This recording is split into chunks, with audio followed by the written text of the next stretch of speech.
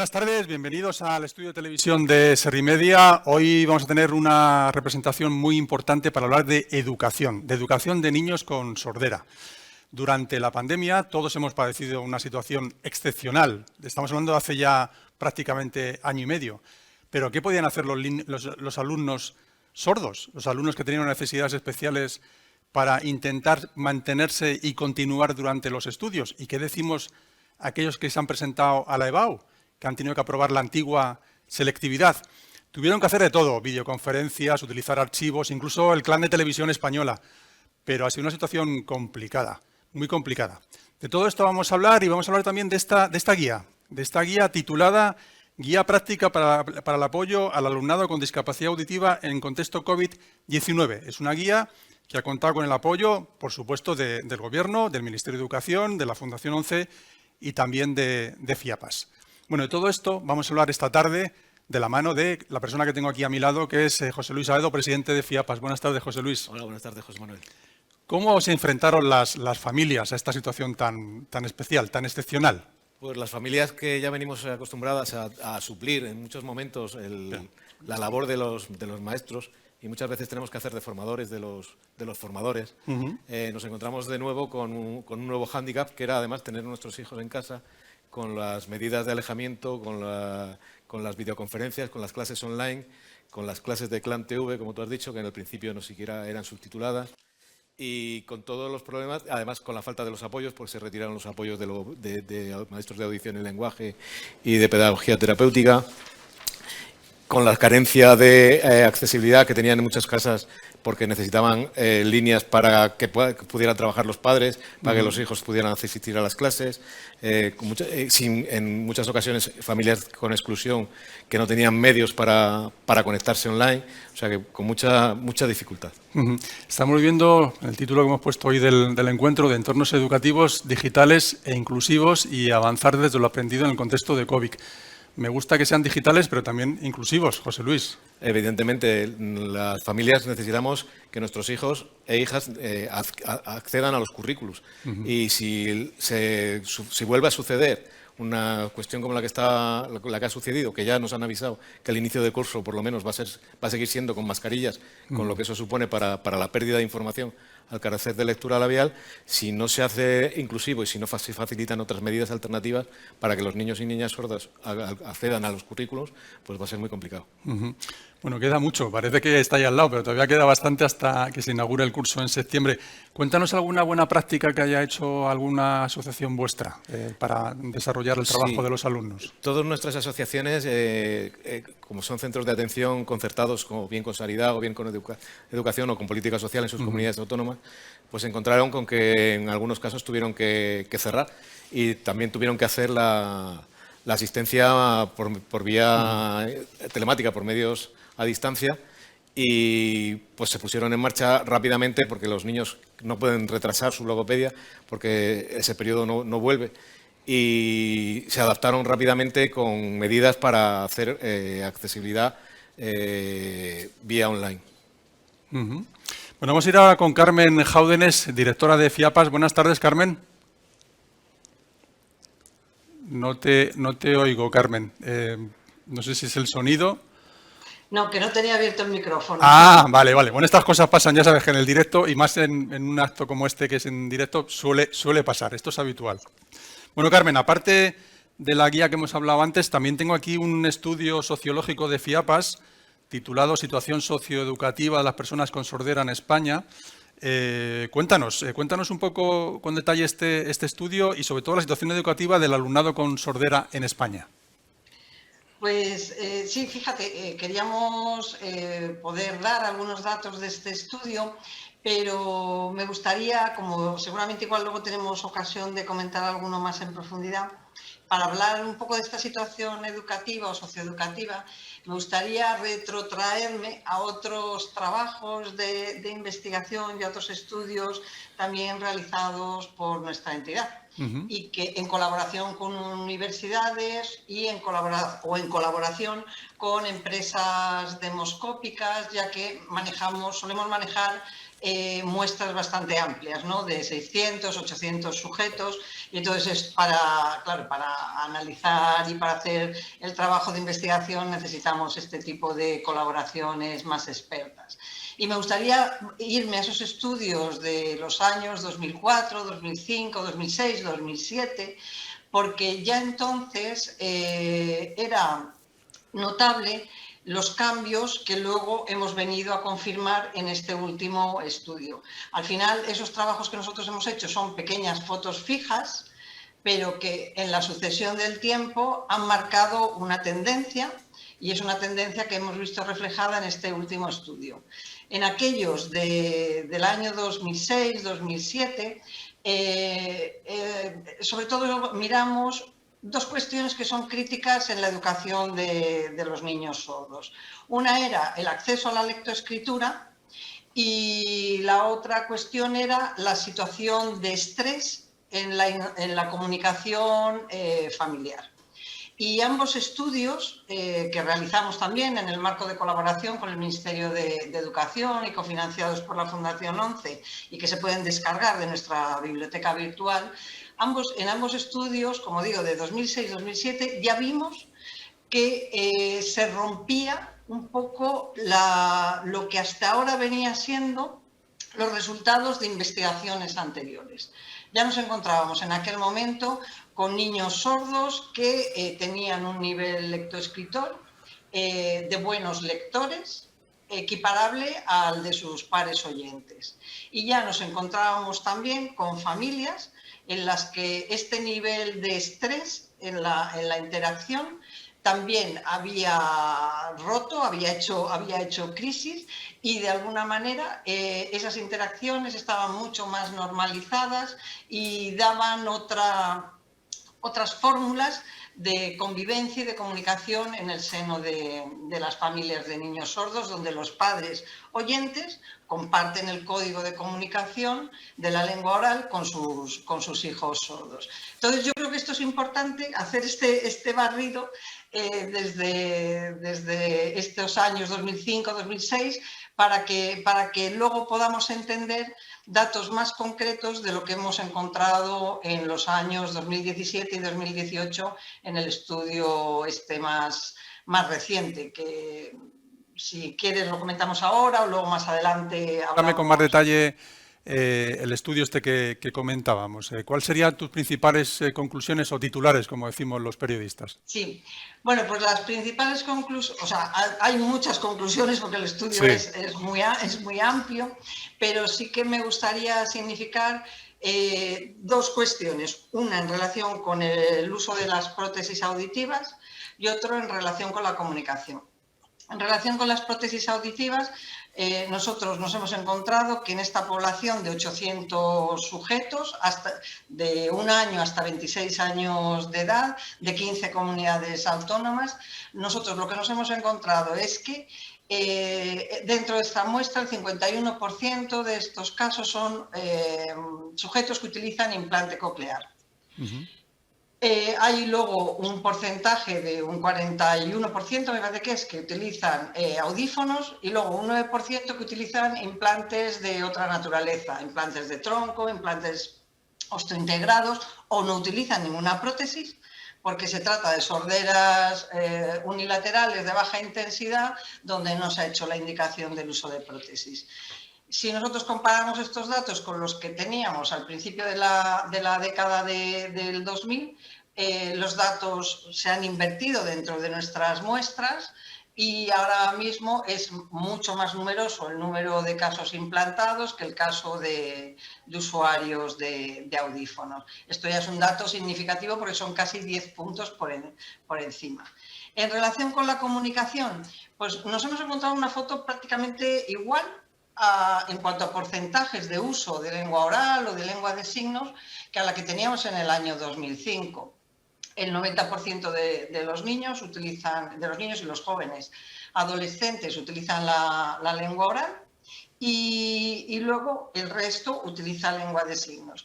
¿Dónde están las diferencias más significativas? En que el 95% de los pequeños aproximadamente de 4 a 6 años, cuando acceden a la escolaridad, acceden ya con la lengua oral adquirida. Y este es uno de los datos más significativos. Y el otro dato también significativo es que hay un porcentaje que nos dice que utiliza tanto la lengua oral como la lengua de signos, un 16% de ellos.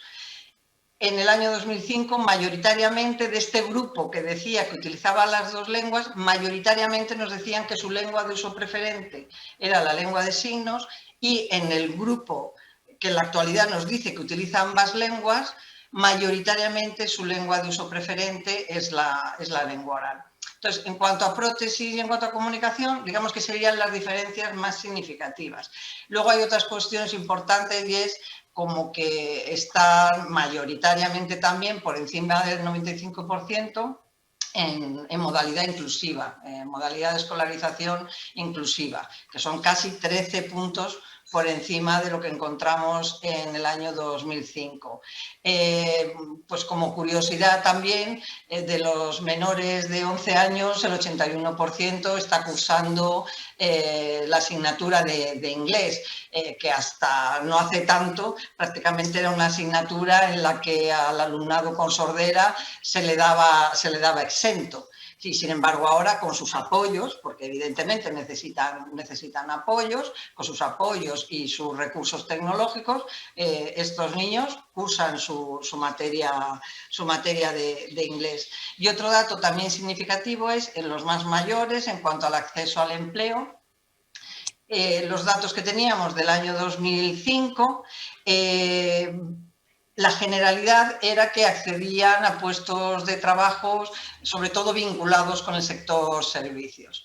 Y en este momento, lo que hemos visto en esta población de jóvenes es, primero, y esto es muy importante, que ellos pueden estudiar y pueden elegir lo que quieren estudiar.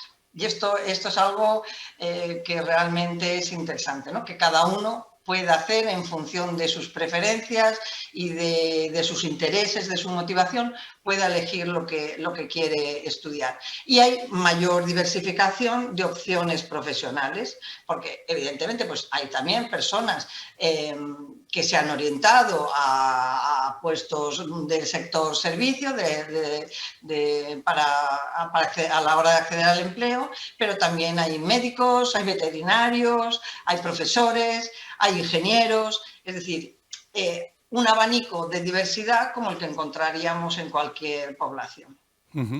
Y luego todo este análisis que habéis realizado, estos estudios diferentes, ¿cómo se pueden aplicar luego las políticas educativas para conseguir esa mayor integración?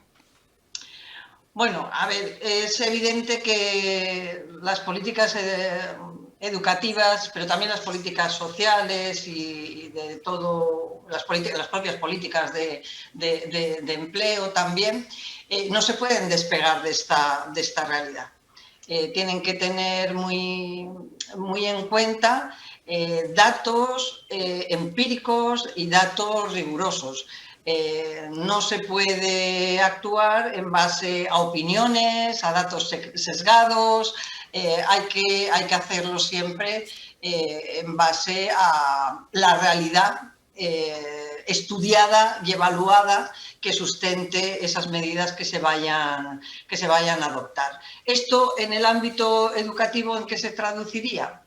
Bueno, pues en que la planificación de recursos y de servicios se haga con arreglo a estas realidades, de tal manera que cada familia pueda elegir aquella modalidad aquel modelo de educación que desee para su hijo sordo, con independencia de la modalidad comunicativa que tenga ese niño. Luego hay otras cuestiones que son importantes y es que hay que profundizar, porque como hemos visto, y esto lo vemos en los niños sordos y lo vemos en los niños oyentes, que el acceso a una lectoescritura competente es la cuestión más crítica para acceder al aprendizaje y a poder acceder a textos complejos que empiezan a elaborarse en esa narrativa cada vez más compleja a partir de los últimos años de la primaria, y no quiero decir nada ya cuando pasamos a la secundaria y en adelante. Entonces, para que los niños sordos puedan enfrentarse a la escolaridad en igualdad de condiciones, tienen que tener un nivel lectoescritor y una competencia lectoescritora suficiente y adecuada para enfrentarse a ese tipo de aprendizajes. Entonces, es necesario que se profundice en los conocimientos de la psicolingüística, neurolingüística, que permiten poder acercar a estos niños a ese aprendizaje. ¿Y esto dónde aterriza? En la formación del profesorado, en la importancia de que el profesorado reciba una formación suficiente y adecuada que le permita responder a estas necesidades de este alumnado con discapacidad auditiva. Y esto no se aleja tampoco de la realidad actual que estamos viviendo, que vamos a empezar a vivir de forma ya más cotidiana en la digitalización de las aulas y en la digitalización de los procesos de enseñanza-aprendizaje. De alguna manera, la formación competencial del profesorado tiene que ir acompasada con todos estos avances y sin perder de vista esas herramientas que todos los niños, también los niños sordos, necesitan para poder enfrentarse a su escolaridad. Bueno, pues precisamente de niños sordos vamos a tener testimonios de un par de ellos, de varios, y vamos a pasar a un testimonio de un chico, un chaval con sordera, que se llama Javier y que ha querido enviarnos este vídeo. Soy Javier,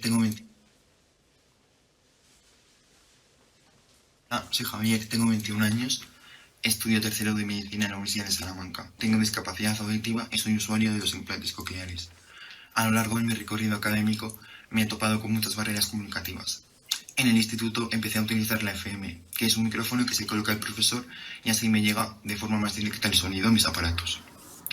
En mi etapa universitaria sigo utilizando esta FM, aunque de todas formas me sigo encontrando con muchas barreras en mi día a día. Muchas veces me siento uno más entre 200 personas en clase. Los profesores van y vienen y no se preocupan de atender mis necesidades especiales. Además, por parte del profesorado hay mucha desinformación. No saben qué es un implante coclear y que existen sordos que podemos comunicarnos en lengua oral y que necesitamos una serie de adaptaciones. Todo esto se ha visto incrementado por la pandemia del COVID. Las clases online, desgraciadamente, no han tenido subtítulos y las mascarillas hacen imposible la lectura labial, en la que tanto me apoyo. Muchas veces me he sentido invisible y todo esto ha repercutido en nuestro desarrollo académico, en nuestras emociones y en nuestros sentimientos. Hola, soy Ainhoa. Qué testimonio, José Luis, ¿no? Me he sentido invisible. Con nuestros niños y nuestras niñas, que son invisibles. Son personas que llevan sus aparatos y se llevan el pelo un poco largo o no se fija la persona, como hablan normalmente, como has visto Javier, comunica perfectamente, pues no aparenta que no tienen dificultades, pero sí las siguen teniendo, distintas a las de otras personas, pero sí que siguen teniendo necesidades de apoyo. Claro. Ese apoyo, el principal apoyo es la familia. El éxito de Javier o de una amiga que me escribió ayer que su hija en sexto de primaria ha tenido una mención honorífica en lengua y literatura. Qué honor, ¿no? Qué orgullo. Una niña sorda. De padre, ¿no? Y de madre. Real se lo decía ella, o sea, enhorabuena y enhorabuena a todos los padres que tienen niños como estos, porque el éxito de estos niños son las familias y eso está reconocido en todos los estudios. Bueno, vamos a ir avanzando en este encuentro de hoy. Ahora quiero saludar a Juana Hernández Rodríguez. Buenas tardes, Juana. Juana, buenas tardes. Buenas tardes. Sí, te oímos. Es consejera técnica de la Subdirección General de la Cooperación Territorial e Innovación Educativa del Ministerio de Educación, pero sobre todo Juana es una persona que conoce muy bien de lo que estamos hablando. Son muchos años de experiencia y mucho también acercamiento profesional y personal al entorno educativo de las personas sordas. Pero retrotrayéndonos un poquito, Juana, recordando, porque todos tenemos en la memoria, y eso creo que no se nos va a olvidar, esos primeros días de marzo en el que se tomaron las primeras decisiones fue cerrar los colegios, ¿no? No sé cómo tú y en el Ministerio lo vivisteis ese momento tan especial y que, insisto, que seguro que recordaremos todos toda la vida. Sí, sí, sí, la verdad es que fueron momentos muy difíciles, de incertidumbre y de impotencia. Es verdad que fuimos muy rápidos a la hora de establecer una alternativa digital, pero en ese momento asistimos a nuevas barreras que emergían. La principal, pues la brecha que la educación digital estaba provocando en el alumnado con discapacidad en general, por supuesto en el alumnado con discapacidad auditiva, ¿no? Muchas de las situaciones que nos preocupaban tenían que ver con la falta de acceso a las nuevas tecnologías, con la dificultad del alumnado para seguir las clases desde casa, porque no contaban con los apoyos personales, lo ha dicho antes José Luis, los AL, los logopedas, pues era difícil proporcionar ese apoyo, y tampoco contaban con las ayudas técnicas que precisan para la comunicación oral, como el subtitulado o los intérpretes de lenguas de signos. También nos preocupaba no solamente la situación del alumnado, nos preocupaba la excesiva carga que esta situación estaba provocando en la familia en cuanto a conciliación de la vida laboral y de la vida familiar. También, por supuesto, lo ha dicho José Luis, la dificultad de la familia, que siempre están muy atentos a seguir la educación de su hijo, las tareas de su hijo, pero se enfrentaron a una nueva situación sin las habilidades necesarias y les costaba un esfuerzo enorme pues hacer ese seguimiento de las tareas y de las clases de su hijo. Resultado, evidentemente, fue la exclusión de este alumnado de la educación digital y también de programas educativos como el CLAN que habéis mencionado, emitidos por la televisión. Pero yo quisiera destacar de todas formas que la pandemia también nos ha aportado unos aprendizajes muy claros que deben de guiar nuestro futuro más inmediato. El primero, que lo presencial, que la asistencia del alumnado de forma presencial a la escuela es fundamental. Es fundamental para todo, pero para el alumnado con algún tipo de discapacidad es crítico. Sabemos que la no presencia aumenta la desigualdad. Segundo aprendizaje, lo digital ha venido para quedarse. Entonces tenemos que, lo digital tiene que conocer muy bien las necesidades específicas de cada persona, conocer sus capacidades físicas, sensoriales, intelectuales, para facilitar el acceso y el uso a las tecnologías. Y el tercer aprendizaje que me parece clave, salir mejor de lo que entramos. Es el lema de este conversatorio que a mí me encantó, ¿no? El de avanzar desde lo aprendido. Sería deseable que todas las medidas que se han tomado durante la pandemia se quedaran, que permanecieran, ¿no? Que se sigan aplicando, en el sentido de que no solamente se ha visto con estas medidas que es fundamental para reforzar la equidad, ¿no? Por poner un ejemplo, la señalización de los centros, todo el tema de carteles, flechas, pictogramas se ha hecho muy necesario durante la pandemia para marcar, durante la vuelta al colegio, ¿no? Para marcar espacios, marcar filas, marcar rutas. Y esto lo que nos ha mostrado es que de cosas que decíamos que eran importantes para el alumnado con discapacidad son buenas para todos.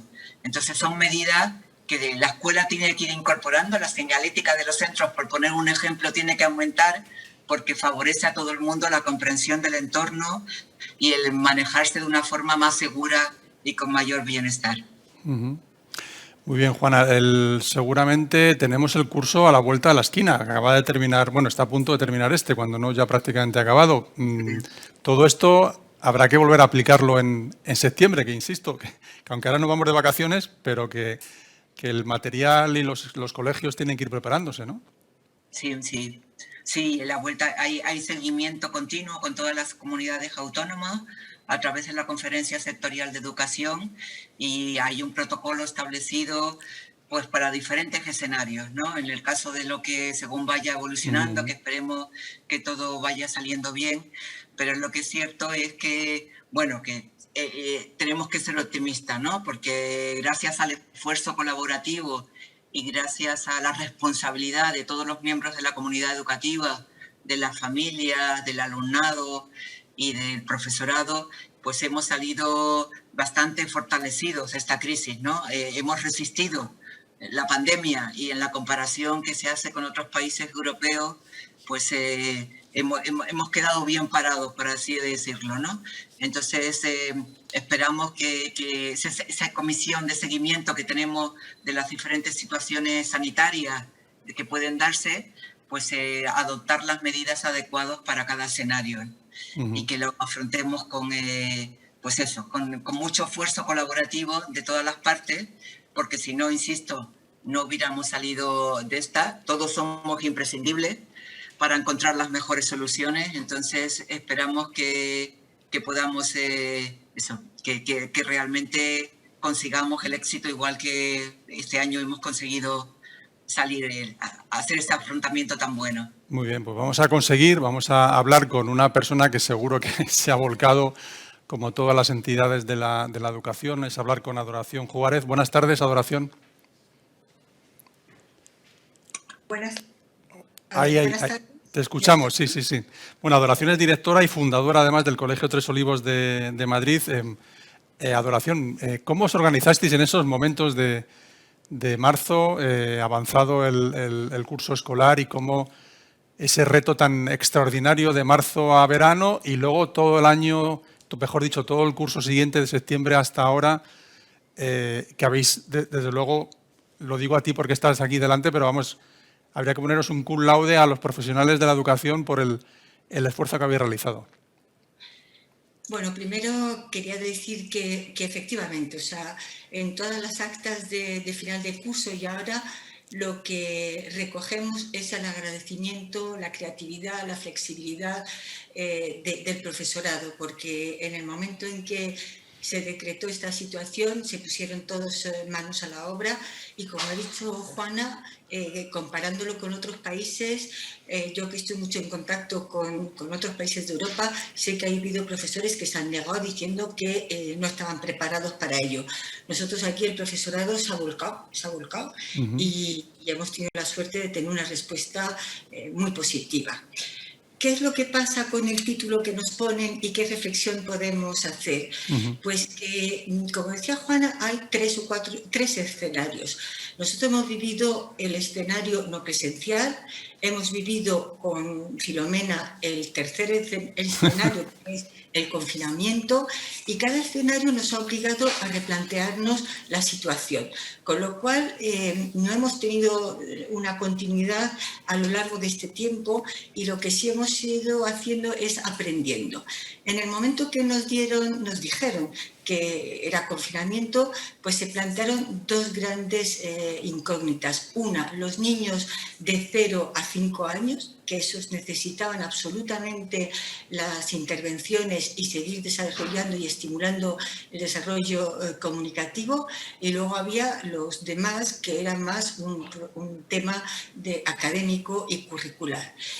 En el caso de los pequeños, es verdad que las familias, por ejemplo, del Colegio Tres Olivos, que en este curso tenemos 82 niños sordos, pues son familias que antes de la pandemia ya asistían a logopedia y ya tenían un poco de entrenamiento, sino bastante, sobre cómo actuar con sus hijos. Con lo cual, lo que hemos visto es que haciendo el online con Zoom o con Padlet o con Teams, pues en las familias al principio les ha costado un poquito, pero al final han actuado ellos de una forma mucho más eficaz que lo que hacían habitualmente, porque el hecho de quedarse los niños en casa, pues han aprendido a utilizar sistemas de comunicación que les ha permitido interactuar continuamente con sus hijos. Es verdad también, como ha dicho José Luis, que nos hemos encontrado con familias que hemos tenido que organizarles simplemente prestarles ordenadores e intentar solucionar una parte puramente material. Hemos tenido también una respuesta muy positiva por parte de la Administración de la Comunidad de Madrid, porque el 03 se considera como asistencial y, por lo tanto, hemos tenido que hacer informes, mandar vídeos y familias también apoyar el hecho de que se mantuviera la intervención y se mantuviera el seguimiento familiar y que se siguiera dando las clases de logopedia, porque los niños de 0 a 3 años, 1 y 2 años, se han quedado en su casa y no se veía la necesidad de seguir estimulándolo. En nuestro caso sí que hemos tenido ese recurso. Después, bueno, pues después hemos tenido también otras fases que ha sido hacer encuestas e intentar recoger las opiniones de los chavales, de los alumnos ya más mayores, haciéndoles preguntas, es decir, qué les ha parecido esta situación, cómo hemos podido mejorarla, qué es lo que ellos cambiarían, qué es lo que mantendrían. Una de las cosas que dicen tanto primaria como secundaria como bachillerato es que el hecho de tener problemas puramente de conexión, que los ha habido mucho y que han mejorado, porque yo creo que las compañías, y hemos todos asistido a reuniones en las que pues, las grandes compañías como Google, etcétera, han intentado mejorar el servicio que daban. Al principio había muchas dificultades de conexión. Luego echan mucho en falta la presencia de los compañeros, el poder comunicar el vis-a-vis era para ellos un hándicap muy grande.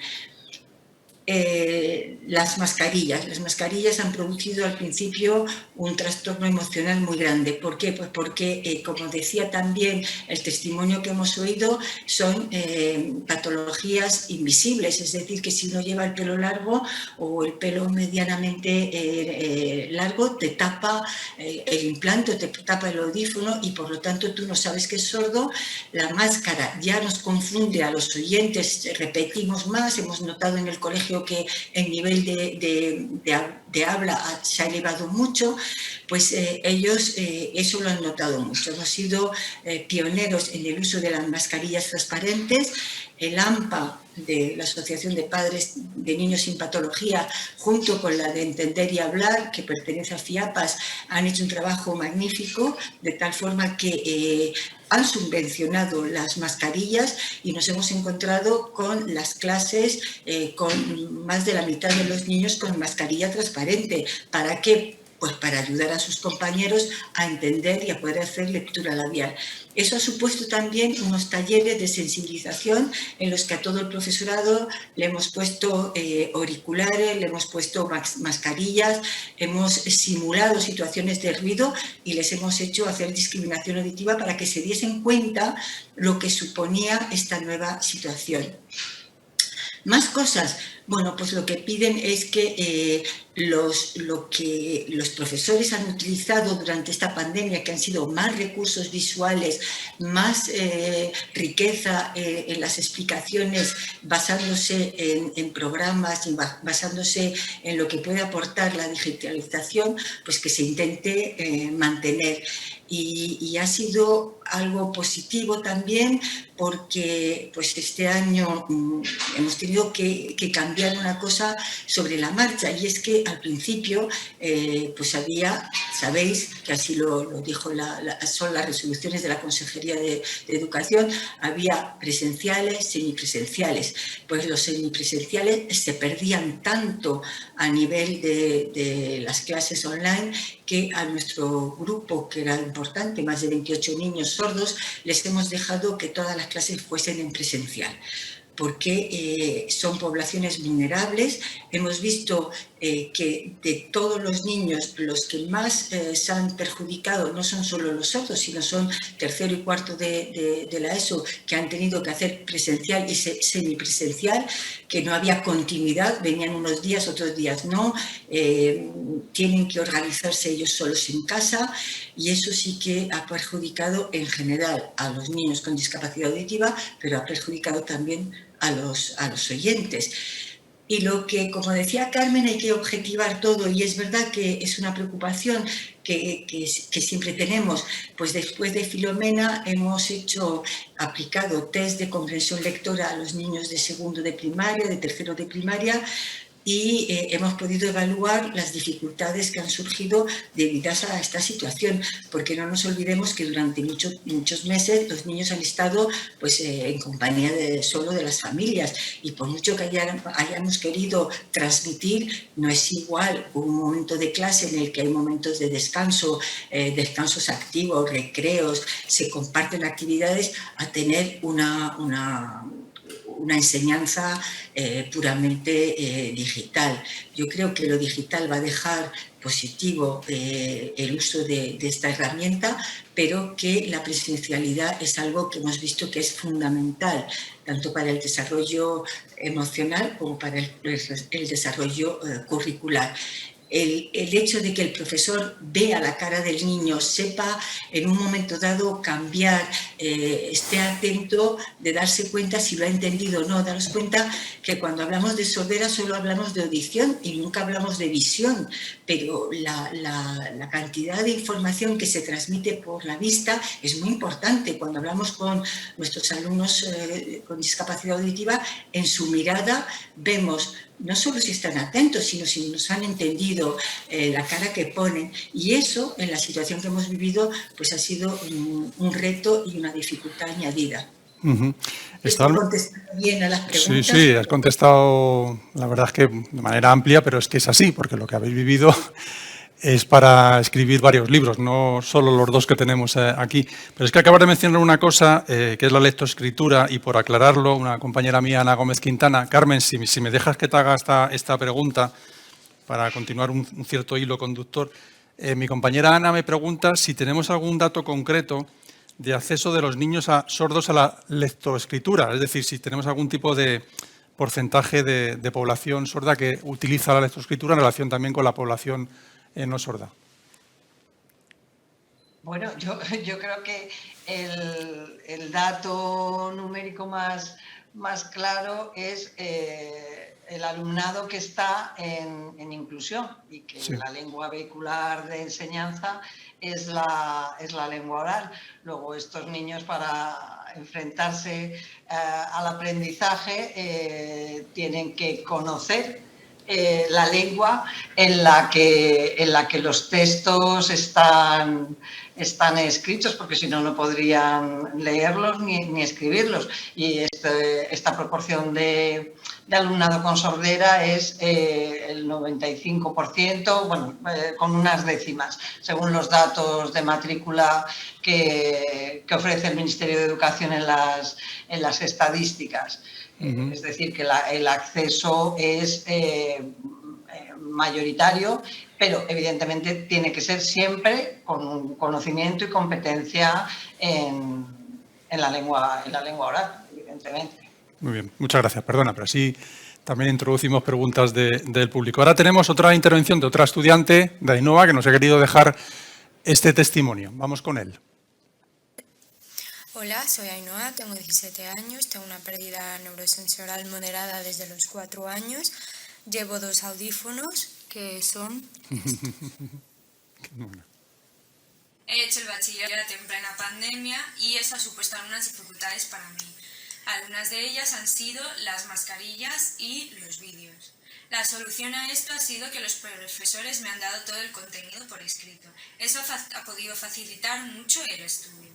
Además, en la selectividad yo estaba muy nerviosa, pero me explicaron las adaptaciones que iba a tener. Cuando hice los exámenes me quedé mucho más tranquila y la verdad es que me ha ido muy bien. Ahora estoy un poco indecisa y no sé si hacer una filología u otra cosa, pero creo que una filología hispánica u inglesa. Bueno, muy bien, Ainhoa, pero eso quiere decir que has aprobado. Aprobado, ¿no? Porque Aprobado, claro, si no, no podría pasar... Aprobado. Qué bueno que haga filología, ¿no? Y con la nota que necesita para estudiar esas carreras, porque evidentemente no... Hoy en día necesitas nota en la BAU, no solo hasta con aprobar. Claro. Hay que sacar la nota para poder... Me ha encantado que haya enseñado los Sí, audífonos, ¿eh? Esto es una afortunadamente- naturalidad que hay que propagar, ¿no? Es un estigma que hay en la sordera. Mucha gente, sobre todo mayor, que pierde la audición de mayor, no utiliza prótesis por la vergüenza, pero tenemos que desmitificar eso. Hace ya muchos años otro chico con el que hemos colaborado muchas veces, pues los usa los audífonos de colores para que se vean más. O sea, hay que desmitificar que es una necesidad que tenemos porque necesitamos vivir en sociedad. El ser humano vive en sociedad y la pérdida de audición no puede impedir esa vida en sociedad. Y además esa frescura de la juventud, ¿no? Que Claro. yo creo que eso es lo más sano y natural. Claro. Sí que pasan una época mala en la adolescencia. Bueno, eso ya lo sabemos, eso ya lo sabemos. Por ahí hemos pasado casi todos, bueno, todos. A ver, Ainhoa nos ha hablado de la BAU, la antigua selectividad. Quería preguntarle a Adoración cómo ha sido la selectividad de los niños sordos, tanto el curso anterior, que parece que lo hemos olvidado, como este, que se acaba de celebrar hace muy poco. Pues mira, nosotros todos los años presentamos chavales. El año pasado la verdad es que llamé a FIAPAS porque me emocioné. Ellos mismos son muy solidarios. Ya digo que este año hay 82 niños sordos, el año pasado había 112. Tenemos el 10% de la población que tiene discapacidad auditiva, o sea, el colegio tiene 1.100 alumnos, pues rondamos el 10%. Pues hubo un chaval que se ofreció, que nos pidió que si podía ir a acompañar los que se presentaban a la BAU el año pasado para que no pasaran tanto miedo. Y la verdad es que fue muy bonito porque él ya lo había pasado, está haciendo la especialidad de CUNEF, de profesor de educación física, muy difícil, pero bueno, es un hombre encantador, y vino y se ofreció y fue con ellos en el tren para que no lo pasaran tan mal.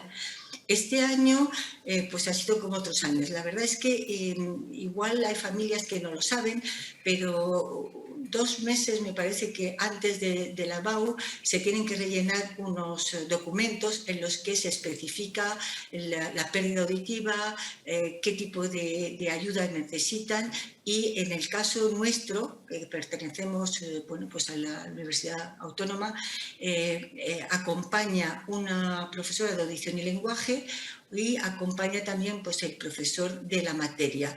¿Qué es lo que sucede? Pues que cuando llegan, este año eran 600 niños con discapacidad no auditiva, de auditiva en la Autónoma solo eran los nuestros, pero se les deja leer las preguntas y a ver si no hay ningún inconveniente en la comprensión de las preguntas y luego, bueno, pues se les facilita la frecuencia modulada si es necesaria o lo que necesiten. En este año también hemos tenido una niña con discapacidad auditiva y visual, y ahí también lo que pedimos era pues lo que nos dijo el asesor de la ONCE, pues aumentar el tamaño de la letra, la iluminación, etcétera. Porque lo que no hablamos nunca, que a mí me parece que hay que destacar, siempre nos gusta enseñar los niños que van fenomenal, etcétera, pero no nos olvidemos que en estos casos la pluridiscapacidad es muy alta. O sea, tenemos más de un 30% de la población del centro que, además de la sordera, pues tiene una parálisis cerebral o tiene un problema visual o tiene un problema cognitivo. Y esos niños también hay que permitirles no solo la inclusión, sino que hay que prepararlos para que tengan una calidad de vida.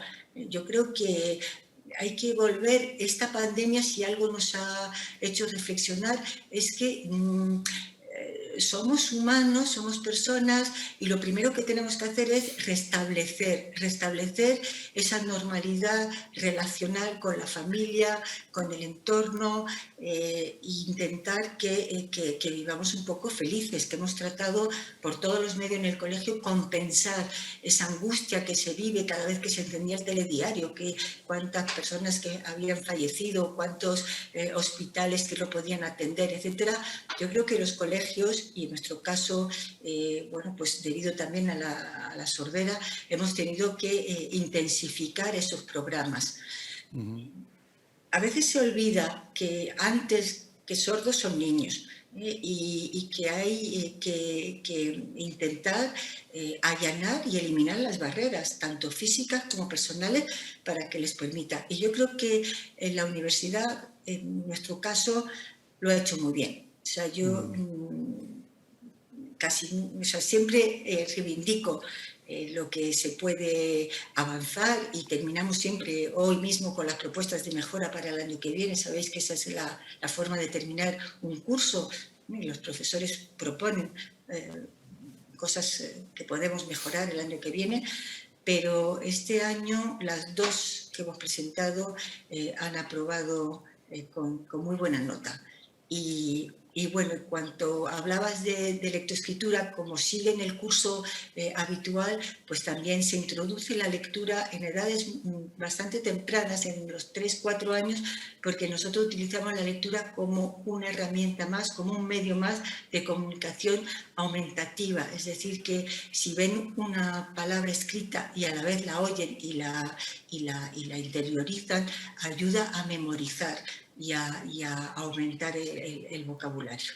Interesante. La verdad es un tema apasionante, o sea, es un tema, vamos. Sí, la pedagogía es una cosa alucinante. Es muy importante lo de la BAU y lo de permitir que los chicos con discapacidad auditiva pudieran acudir, porque alguno pensaba que estaban copiando, digo así de manera burda, ¿no? Pero que hubo algún problema en algún centro, ¿no? En la selectividad exactamente algún año ha habido problemas. Este año hemos tenido recientemente un caso en una oposición, que no permitían a una persona presentarse a una oposición con sus audífonos, con lo que eso supone de pérdida de relación con el ambiente, porque ella oye a través de sus audífonos. Afortunadamente se solucionó gracias a la colaboración de CERMI Valencia y con la intervención de FIAPAS, y se pudo solucionar. Sí. Que recordémoslo, que todos somos personas y también las personas sordas necesitan algún tipo de ayuda técnica. Sí. Bueno, vamos ahora con otra compañera de viaje que ya está aquí con nosotros en algún momento, con María Antonia Casanova. Buenas tardes. Hola, buenas tardes. ¿Qué hay? Un placer saludarte de nuevo como Igualmente. Persona del Cuerpo de Inspectores de Educación y, bueno, profesora de la universidad de hace mucho tiempo. Estamos aquí hablando de la era digital, Antonia, pero que también habrá que tener en cuenta a los chicos sordos, ¿no? Me refiero que estamos hablando también de la lectoescritura, para que cuando avancemos en la educación también incluyamos a todos, ¿no? Evidentemente. Es verdad que, bueno, yo creo que como se ha dicho, y ya habéis dicho tantas cosas tan interesantes que no sé si me queda algo por decir. Seguro. Pero ciertamente yo soy partidaria de que evidentemente la educación necesita presencia. En los primeros años sobre todo, pero también a lo largo de toda la etapa de adolescencia, a toda la etapa juvenil que abarca la universidad, sin lugar a dudas. Pero hay que reconocer que en situaciones, yo diría, tan impensables como la que hemos vivido con esta situación de pandemia y de confinamiento, pues gracias a lo digital hemos podido continuar, hemos podido seguir, se han podido continuar y no perder los procesos de aprendizaje de nuestros alumnos, y evidentemente eso se lo debemos a lo digital. ¿Que no nos podemos pasar en lo digital? Pues a lo mejor no nos podemos pasar en lo digital, es decir, que tiene que haber un equilibrio, que lo digital es un buen recurso, es un recurso excelente para no perder la comunicación, y que tiene que servir justamente para comunicarse, no para que haya más distancia o más incomunicación. Hay muchas cuestiones en relación con el procesamiento, diría yo, el procesamiento de pensamiento superior en relación con la lectura tradicional, con la lectura en papel y la lectura digital. Es verdad que, que hay diferencias, y que si además la persona que practica tanto la lectura digital como la lectura tradicional tiene alguna dificultad, como puede ser la dificultad auditiva, pues le va a afectar. Ciertamente también hay que decir que, que como decía Dorio, como decía Carmen, pues afortunadamente nuestros alumnas y nuestros alumnos con sordera dominan mayoritariamente, prácticamente en su totalidad, la lectoescritura con toda corrección.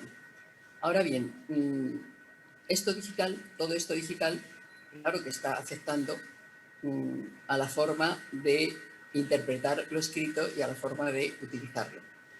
¿Por qué? Pues porque, aunque yo pienso que todavía hay mucho que aprender y que la neurociencia nos tiene que decir mucho en relación con cómo influye lo digital en nuestro pensamiento y en nuestro cerebro, ya hay estudios suficientes que nos van diciendo cosas interesantes, como que cuando leemos, digamos, de forma tradicional, en papel, es decir, en el libro de siempre, en la revista de siempre, en el periódico de siempre, tendemos a una mayor reflexión y a una mayor profundización y crítica incluso y análisis de lo que estamos leyendo. Mientras que la lectura digital tiende más a una a una lectura rápida, transversal, en barrido, es decir, a cuestiones más cortas y que requieren de menos reflexión y de menos profundización. Ambas cosas son importantes.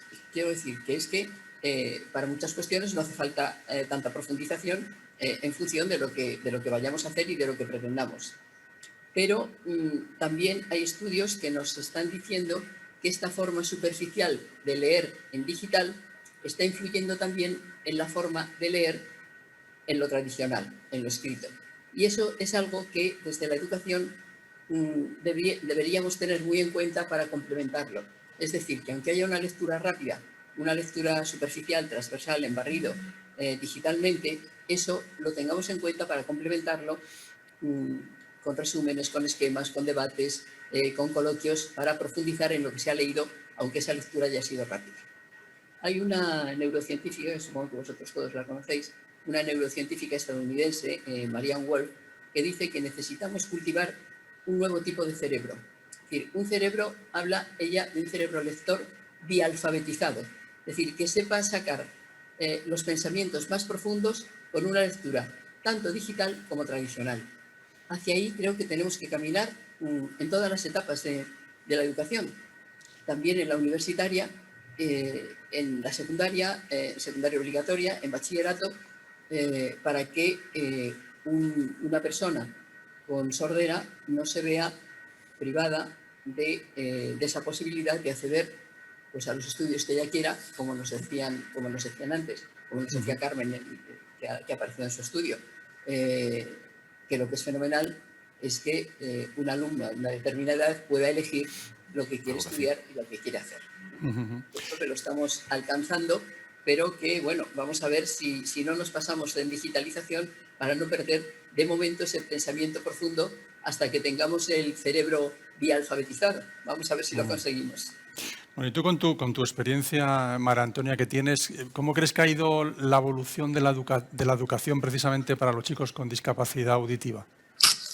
Hombre, yo creo que evidentemente se ha avanzado en los últimos años. Decir que no se ha avanzado sería absurdo. Es decir, lo estamos viendo y Carmen lo ha puesto de manifiesto con los estudios que ellos van haciendo sistemáticamente y rigurosamente desde los primeros años de este siglo hasta ahora mismo. O sea, se ha evolucionado y se ha evolucionado muy favorablemente. Y creo que los implantes cocleares han sido algo definitivo. Es decir, por una parte, la medicina, la tecnología, también la pedagogía, también una sociedad democrática que cada vez se hace más sensible a las aportaciones que tenemos que hacer todos en una sociedad donde la diferencia es una riqueza. Es decir, todos tenemos algo que aportar, todos tenemos talentos. No se puede dejar a nadie fuera de la sociedad, ni a una persona porque tenga discapacidad auditiva ni porque tenga otro tipo de discapacidad. Todos tenemos talentos, tenemos capacidades y todos tenemos que aportarlas. ¿Se ha evolucionado? Claro que se ha evolucionado y se ha evolucionado favorablemente. Es decir, la sensibilización de la sociedad es importantísima. En educación yo creo que cada vez avanza más ese modelo de educación inclusiva en el que, bueno, pues como ya habéis visto por porcentaje, concretamente los niños con sordera, prácticamente en su totalidad, un 90 y tantos %, están en centros ordinarios. Con lo cual, eso favorece que todos nos conozcamos, que los niños se conozcan, iba a decir casi desde que nacen, es decir, que se traten, que se relacionen, porque si en la sociedad tenemos que vivir juntos, lo mejor es que se eduquen juntos, porque se van a eliminar muchísimos prejuicios que tenemos personas adultas simplemente por desconocimiento, que ahí es donde nacen los prejuicios, en que no nos conocemos unos a otros ni sabemos de los talentos que poseemos y que podemos aportar. Pedagógicamente y didácticamente, pues es que en recursos, toda la parte de digitalización hay que decir que aporta mucho, que aporta muchísimo. Que tenemos tecnologías, estrategias metodológicas que ayudan dentro de un contexto de educación inclusiva, que ayudan a que el currículum sea accesible. Iba a decir que para todo el alumnado, voy a ser un poco más modesta, para la mayoría del alumnado, es decir, que si se queda alguien un poquillo rezagado, pues que sean los menos posibles.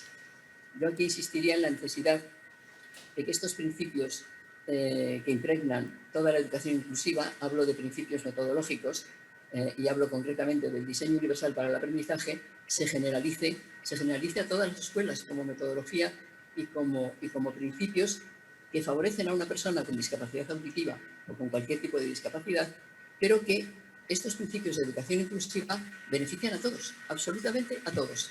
Es decir, si yo utilizo múltiples medios de representación, si yo dejo que mis alumnas y mis alumnos se expresen también por múltiples medios por los que ellos utilicen con más facilidad, y si además me vuelco en motivarlos y en comprometerlos con su educación, esos tres principios son universales en educación, son universales para conseguir un mejor aprendizaje de todo el alumnado.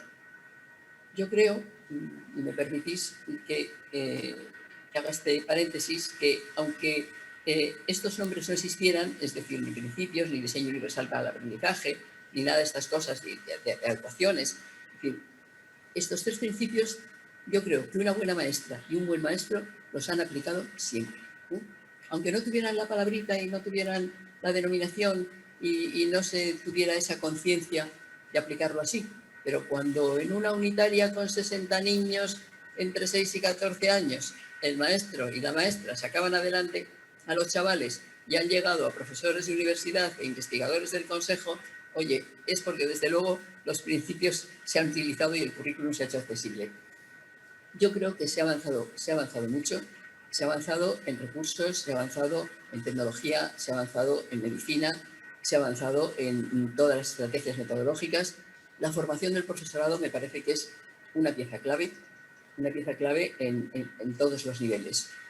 No puede pasar lo que nos decía el estudiante que ha intervenido el primero, que el profesorado en la universidad no supiera de su existencia, vamos, que se encontraba invisible.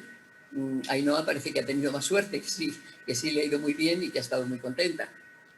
Yo en mi experiencia universitaria sí tengo que decir que bueno, pues que en esta situación de confinamiento la verdad es que no ha habido problemas especiales porque la universidad tenía una buena plataforma y hemos podido seguir por videoconferencia y con materiales escritos cuando había algún problema, pero en fin, dificultades específicas no ha habido. También tengo que decir que yo no me he encontrado con ningún alumno con sordera. Sí con alumnos con dificultades sensoriales visuales, es decir, sí ciegos, pero no sordos. Yo creo que, voy a decir otra cosa que no me lo has preguntado, pero que me parece que es importante resaltar. Creo que para que una persona con sordera no se ve discriminada en su acceso a la universidad, me parece que el nudo gordiano lo tenemos en la educación secundaria obligatoria y en el bachillerato. Es decir, me parece que hay más dificultades a la hora de atender a este alumnado en las dos etapas de secundaria que luego en la universidad. Yo diría, como acaba de decir Dori, que la universidad lo está haciendo bien en general.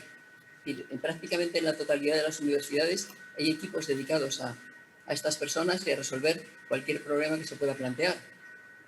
Ciertamente el alumnado de secundaria es muchísimo más amplio, los institutos y los colegios son muchísimo más numerosos y puede ser más difícil abarcarlos a todos, pero bueno, esperemos que las dificultades que hay se vayan superando poco a poco.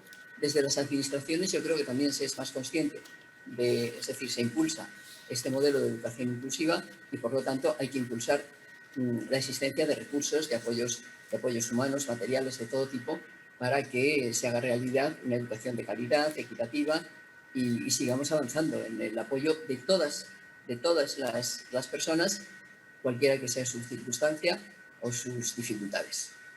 Muy bien, pues muchas gracias. Ahora tenemos otra vez a Ainhoa, que nos ha dejado otro testimonio en el vídeo que vamos a poner ahora para que ustedes lo escuchen y lo vean. Vamos a intentar pasar el vídeo. Habiendo visto las dificultades que ha supuesto para las personas con discapacidad auditiva estos tiempos, ¿han previsto algunas medidas de manera permanente para afrontar los nuevos cursos para nosotros? Bueno, esta es una pregunta que realmente a quien va dirigida, creo yo, es a Juana, y quería trasladarle esta pregunta que nos ha hecho Ainhoa y también qué previsión tienen con el alumnado de personas sordas para el curso que viene.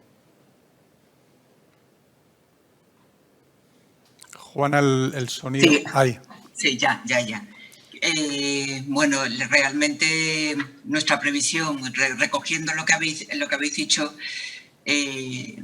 objetivo fundamental, mejorar la capacidad inclusiva de atender mejor al alumnado que ya está incluido. Se ha señalado que un porcentaje muy alto del alumnado con discapacidad auditiva está cursando en centros ordinarios. Entonces lo que tenemos es fundamental, ¿no?, el que realmente se proporcionen las medidas para garantizar que se la atienda bien, con mayor calidad, que promocionen, que titulen. Y ahí pues se han comentado ya medidas que se están tomando. Ha comentado María Antonia, ha hablado del currículum, y realmente pues la nueva ley de educación, la LOMLOE, apuesta, está desarrollando de hecho ya un currículo competencial para reducir contenido en torno a competencias clave. Yo creo que si nos dieras la palabra a todos los que estamos en este conversatorio, estaríamos de acuerdo en que el currículo es o puede ser una barrera para el alumnado con discapacidad auditiva, porque tenemos un currículo muy amplio, muy prolijo, demasiado extenso. Entonces, hacer frente a esta barrera con un currículo más competencial que va a aprendizajes y competencias claves es muy importante. Otra medida de avance que creo que va a tener mucha repercusión es todas las que hacen referencia a la evaluación, titulación y promoción.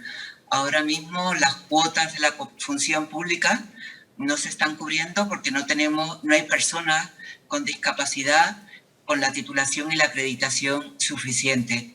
Luego está siendo una barrera, es otro reto a superar, ¿no? Entonces, en ese sentido, pues hay cada vez más, lo habéis señalado, lo señalaba Ainhoa y lo habéis señalado también mis compañeras, las condiciones de evaluación se están ajustando a las necesidades de cada persona, de cada alumno. Eso se está haciendo, es muy evidente en la PAU. Habéis dicho las medidas que se están tomando, pero en todos los niveles educativos hay que ajustar las condiciones de evaluación a las características y necesidades de cada alumno. Tienen derecho a ajustes metodológicos, de más tiempo, de otro formato de examen, de otro tipo de evaluación, con tal de sacar lo que realmente saben, y no limitado por el tipo de el procedimiento o la herramienta que se utilice para evaluar. Entonces, en eso la LOMLOE es muy claro y lo establece en todas las etapas educativas y no solamente en la BAU. Y es súper importante, ¿no?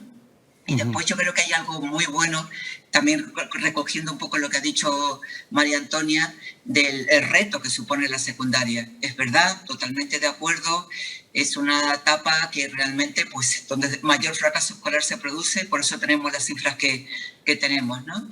Entonces hay muchas medidas concentradas en la secundaria y en ese sentido, pues una muy buena es que hay nuevas opciones para titular. El hecho de que vengan los programas de diversificación curricular o la FP básica, que es fundamental y donde se están poniendo muchos esfuerzos, pues creo que va a abrir la puerta a nuevos titulados, va a abrir la puerta a mayor calidad de vida en cuanto que van a encontrar una mayor formación profesional, ¿no? Nada de esto se conseguiría sin formación del profesorado, totalmente de acuerdo. Hay un plan, hay un compromiso claro del Ministerio con la formación del profesorado, con desarrollar un plan de formación, y entre los objetivos, por supuesto, está aumentar el conocimiento del profesorado para favorecer la inclusión educativa. También desarrollar contenidos socioemocionales, creo que lo ha señalado Dori, fundamental. Las necesidades de este alumno no son solo comunicativas, también hay necesidades como todo, y en esta época de pandemia más, ¿no? Hay necesidades socioemocionales que son fundamentales además para prevenir acoso, para que aprendan a resolver conflictos. Entonces, bueno, pues ahí hay formación del profesorado en todos esos contenidos.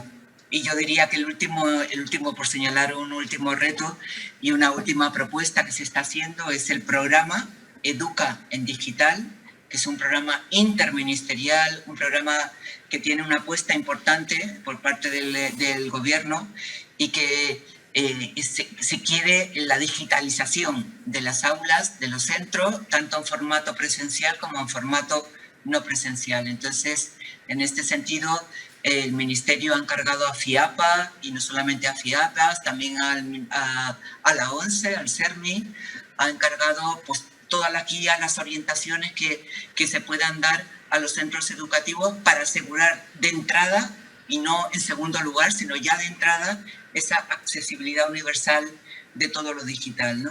Entonces, hemos hecho alianzas con el principal movimiento asociativo, quienes mejor pueden guiar a la hora de decir qué adaptaciones hay que introducir, qué ajustes hay que introducir con respecto a lectura fácil, con respecto a subtitulados, con respecto a lectura de voz, bueno, todo tipo de ayudas técnicas que hay que introducir para asegurar esa accesibilidad universal. Vamos a ir con otra pregunta, con otro vídeo, también con Javier, que está también aquí con nosotros de manera virtual, que nos ha dejado una pregunta también para el público. Respecto a la accesibilidad online, ¿han tomado algún tipo de previsión para que la educación a distancia sea accesible? Bueno, no sé si, Juana, puedes contestar tú a esto. Pues justo en lo que estamos trabajando, es lo que comentaba precisamente de este programa que se llama Educa en Digital, que lo que pretende es pues, la digitalización también en formato no presencial, a distancia. Entonces, ahora mismo es un objetivo para el año que viene, la inversión no solamente en dispositivos, sino en la accesibilidad universal del uso. Y es lo que comentaba, que se está desarrollando todo tipo de orientaciones, guías en colaboración con quien mejor sabe, que es el movimiento asociativo que también representáis, ¿no? Estamos colaborando conjuntamente en alianza, en esfuerzo colaborativo, en determinar qué necesidades técnicas, qué ayudas técnicas son necesarias para asegurar esa accesibilidad digital. La pandemia nos ha enseñado que esa brecha digital no se puede dar porque aumenta la desigualdad, está claro, ¿no? Y es verdad, lo han dicho tanto Loli como lo ha dicho tanto también María Antonia, lo presencial es fundamental, eso va a ser la prioridad. Lo digital no puede sustituir la asistencia presencial a los centros. Es fundamental para garantizar la igualdad de oportunidades en educación, ¿no? Pero también es verdad que lo digital ha llegado y tiene que ser accesible. Y esa ha sido otra lección importante que ya insisto, a través del programa Educa en Digital, que va a desarrollar el Ministerio a través del INTEF, se están tomando todas las medidas y todos los recursos para que esa brecha digital no superarla. Precisamente sobre la presencialidad. Tenía aquí la pregunta, te has anticipado, Juana, porque Mariluz Sanz, nuestra compañera y amiga, nos dice que en Navarra se ha logrado hacer todo el curso presencial con el confinamiento de las aulas cuando ha sido necesario, ¿no? Y ella dice pues eso, que se podía extender a otras comunidades autónomas y resalta que la presencialidad es muy necesaria, sobre todo para el alumnado, ¿no? Y ahí coincides tanto Juana como Dori. María Antonia, ¿tú también crees que la presencialidad también es necesaria, no? Yo creo que es imprescindible. O sea, educar es comunicar. Y la comunicación entre personas se da en presencia. O sea, eso es absolutamente necesario. Es decir, la educación no es solo instrucción. Es decir, no es solo una transmisión de conocimientos ni una memorización de conocimientos. Bueno, eso vamos a ver si lo superamos ya de una vez con este nuevo diseño curricular y vamos más a lo competencial y a saberes que puedan aplicarse y que sean significativos para los niños. Pero que hay que ser conscientes de que la educación no es solo, o sea, la escuela no va solo a memorizar a adquirir una serie de conocimientos, sino que van a educarse en el sentido más amplio de la palabra y más integral de la palabra. Y eso son actitudes, sobre todo, son actitudes, son valores, son formas de ver el mundo, es emoción, es curiosidad, es despertar el interés, es hacer un tipo de persona acorde con la sociedad que tenemos, que yo creo que es que ha sido universal a lo largo de la historia, y me parece que eso exige presencialidad. Y si me permitís, ya que me habéis vuelto a dar la palabra, quería hacer 2 puntualizaciones muy cortitas en relación con algo anterior. Primera, que la primera vez que aparece ya en la ley, en la legislación educativa española, que aparece el diseño universal para el aprendizaje, es en la LOMLOE, porque hasta ahora, muy importante, pero no aparecía en ninguna ley, con lo cual había muchos que no se habían enterado, pero ahora ya está ahí. Y segunda, a mí siempre, puede ser de formación profesional, porque me he dedicado mucho a evaluación, pero siempre me extraña que cuando se habla de evaluación se hable de examen. Perdón, la evaluación continua está implantada en el sistema educativo español desde el año 1970, es decir, hace 51 años. Y la evaluación continua no exige el examen.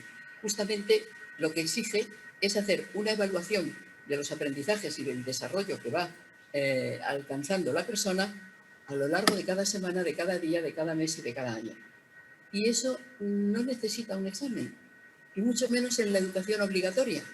Es decir, incluso voy a decir algo que ya dije antes, que en la universidad a lo mejor ahora estamos mejor o están mejor los alumnos que en la primaria o en la secundaria y en el bachillerato, porque con el Espacio Europeo de Educación Superior tampoco se requieren exámenes, no se exigen, es decir, son trabajos del alumnado, son exposiciones y son otras formas de trabajar que se van valorando a lo largo del tiempo. Y a mí me parece importantísimo que la Administración sea consciente de ello, yo creo que lo es, que el Ministerio actual, las personas y los profesionales que están allí son conscientes de que la evaluación continua es mucho más productiva, más formativa, es una evaluación que nos ayuda a aprender, es mucho mejor para todos que lo que es un examen puntual y escrito que evalúa lo que puede, pero que desde luego es yo diría que muy restrictivo. Paradójicamente, yo creo que se ha hecho más evaluación continua en los momentos de confinamiento que cuando tenemos a los niños delante de nosotros y en el aula, porque se les han enviado trabajos, los niños los han hecho, el profesorado se los ha corregido, les ha hecho la retroalimentación, mira, esto lo has hecho bien, esto mal, esto regular, y yo entiendo que las familias también han aprendido que eso es mejor que un puro examen puntual y en un momento determinado que, pues unas veces sale bien y otras mal, dependiendo de muchas circunstancias. Y desde luego no valora todo lo más importante que hay que evaluar y que hay que valorar en educación. Me parece que eso también lo tenemos que aprender del COVID-19, que hay otras formas de evaluar que son mucho mejores, más productivas, más formativas que lo que es un puro examen. Que las familias, por favor, dejen de solicitar exámenes en los colegios, que pidan evaluación continua, por favor, y que el profesorado la pueda hacer. Bueno, hemos hablado también aquí mucho de profesorado y hay una pregunta, Juana, que creo, sobre todo va dirigida a ti, que es que durante esta etapa de la pandemia ha habido muchos profesores de apoyo que no sabemos si van a continuar o no. Y sobre todo, preguntarte primero eso, tu opinión, y lo segundo, si crees que deberían continuar con esa labor de apoyo que han realizado durante este año y casi medio de pandemia. Está claro que el incremento del profesorado ha sido fundamental en estas circunstancias y realmente pues, ha contribuido a que el final de curso pues, hayamos llegado en estas condiciones sin haber cerrado la escuela de nuevo en ningún momento. Ha contribuido a algo fundamental que todo el mundo resalta, ¿no? A una reducción de ratios. Los apoyos han entrado con un modelo mucho más inclusivo dentro de las aulas y han trabajado muchas veces en cotutoría con el tutor del aula, apoyando y haciendo una atención mucho más personalizada e individualizada. Evidentemente eso mejora la calidad y ha mejorado y ha conseguido que los resultados sean mejores. De cara al curso que viene, pues ya empiezan a soltar las alarmas de que se va a reducir, un 35.000 profesores que van a reducirse, ¿qué va a pasar? Evidentemente yo, esto es una opinión personal, entiendo que si las circunstancias cambian también hay que ajustar de nuevo las condiciones, ¿no?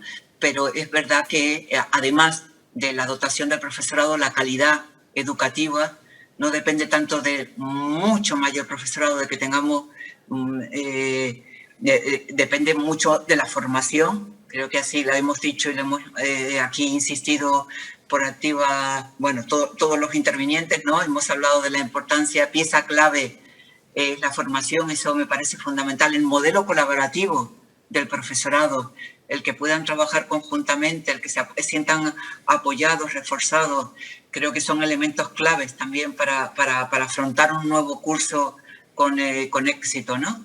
Entonces, evidentemente los apoyos personales, tipo logopedia, AL, profesorado especialista en pedagogía terapéutica, como solemos decir, tienen que estar ahí, tienen que estar colaborando y cada vez mejorando en ese modelo de apoyo que tenemos, de apoyar la inclusión dentro del aula, de apoyar al tutor, colaborar con él en ese asesoramiento continuo y directo, pues para que realmente el aprendizaje y la participación del alumno con sus compañeros en el aula sea cada vez mayor. Creo que ahí hay que poner un gran esfuerzo. Adoración, no sé si en tu colegio habéis tenido profesores de apoyo y vas a seguir con ellos como ejemplo de un centro escolar.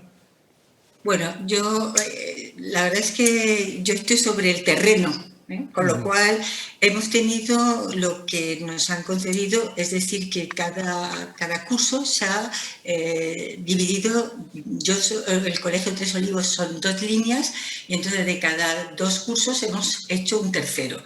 Con lo cual es verdad que hemos reducido a 16, 18, 15 niños por clase. Eso ha cambiado muchísimo, el ambiente, la facilidad para abordar cada niño de forma individual, para atenderlo mejor. Y bueno, pues yo creo que, como ha dicho Juana, volvemos a otra realidad. Y los niños estaban contentos con este modelo, pues eso, de 18 niños, nosotros no hemos pasado por aula. El año que viene pues habrá que reajustarse a la realidad. Yo me gustaría decir también una cosa en cuanto a la formación del profesorado. En algunos cursos pues hay 8 y 9 niños sordos por curso, es decir, que hay 4 y 5 o 4 y 4. ¿Qué es lo que ha pasado en este tiempo de pandemia? Que al hacer los grupos, el A, el B y el C, debido a que hemos tenido muchísimo acierto porque todo el profesorado que hemos, contactado, que hemos cogido para este periodo ha resultado muy eficaz, pero nosotros no hemos puesto en riesgo la educación o la estimulación o la educación de nuestros niños sordos. Lo que hemos hecho es que los hemos dividido en 2 clases, en el A y en el B, con el profesorado titular del centro. ¿Por qué? Pues porque esto es como todo, o sea, la medicina necesita mucha práctica para ser eficaz y para hacerlo bien. El profesorado necesita una formación de base inicial buena, una buena formación, pero luego también necesita pues que se le conduzca, que se siga en una formación permanente. Entonces, el Colegio Tres Olivos, que lleva ya 20 años en este programa de inclusión, que por cierto, María Antonia, gracias porque ayudaste al inicio, y las primeras inclusiones se hicieron en el 75 en el Colegio Ágora. Entonces, para que veáis que somos un equipo muy interactivo, pues resulta que nosotros no nos hemos arriesgado a dejar en la clase C a ningún niño con discapacidad auditiva, porque entendemos que se necesita un profesorado bien preparado. ¿Qué es lo que ha pasado? Pues que se han ido los profesores que han venido de apoyo, que han sido todo primaria y ha sido también el segundo ciclo de educación infantil y algunos de la ESO, pues han ido encantados de la colaboración, porque además el equipo de logopedia lleva también muchísimos años, 20 años, y ha apoyado todo el profesorado, y ha hecho que los niños pues se hayan beneficiado tanto de la reducción como de un profesorado muy preparado, muy implicado. Y es la primera vez que también todo, o sea, lo que es logopedia y el profesorado, pues desde la Sociedad Española de Audiología nos han pedido que hiciéramos un curso justamente pues para compartir las experiencias de inclusión y llegar a estos resultados. ¿Por qué? Pues porque, oye, pues hemos dicho el ABAU, pero no hemos hablado de presentar a los sordos como hemos hecho tanto en Cambridge como en el Delft, porque claro, es el primer año que tenemos alumnos sordos profundos con implante que llevan en el colegio pues desde que son pequeños, que se han presentado a exámenes en francés. Y yo creo que España, que lo ha dicho Juana, pues ha tenido también ahí una apertura hacia el extranjero, porque cuando han llegado los profesores ingleses y hemos tenido que explicarles que con la pandemia les hemos regalado la mascarilla transparente, han llevado la FM, los franceses aquí en el Instituto tan bonito que tenemos en Madrid, pues se han encontrado con que qué pasa, un sordo profundo, que con pandemia hemos puesto muchísimo, digamos, empeño en que este periodo sirviera también, como es habitual ya en nuestra forma de trabajar, abriera barreras y rompiera esquemas y permitiera también, pues eso, ver otros horizontes, porque como han dicho todos, es verdad que ha cambiado mucho del 75 que iniciamos ahora el 2021, se pueden imaginar que ha cambiado mucho. Muy bien, pues muchísimas gracias. Y ya una última pregunta para José Luis. No estamos en Navidad, pero un deseo para el curso que viene, para los alumnos con sordera y para FIAPAS.